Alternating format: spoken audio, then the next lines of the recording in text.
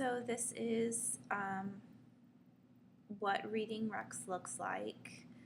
I made a free account and this is on the demo page, so this is not something that I've used for my classes, but this is what any of you guys could see if you were to do the same thing as I did. It's very easy to make a free account.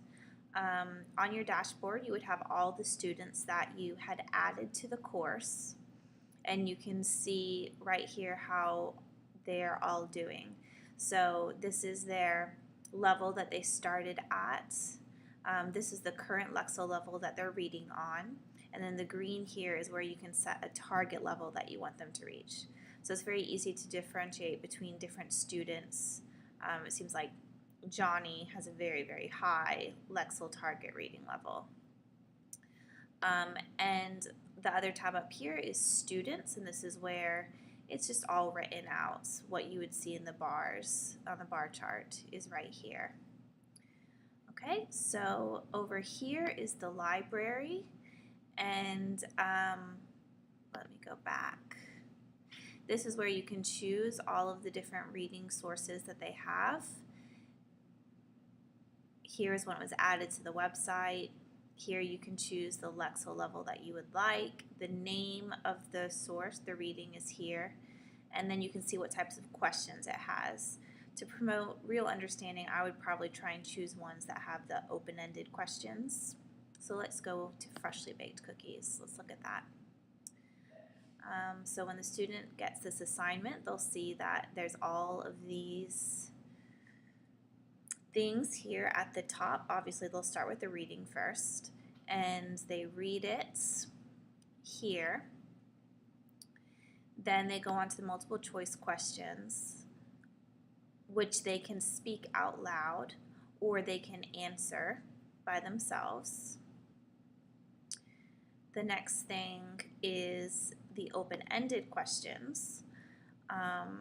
And this is where they would have to record themselves. So describe the experience of baking cookies. Question number 2, why does baking cookies remind some people of family time? Some of this is drawing from their own experience, and some of this is drawing from what they read in the reading. And the last thing, they have to retell what they read and give a summary to the teacher.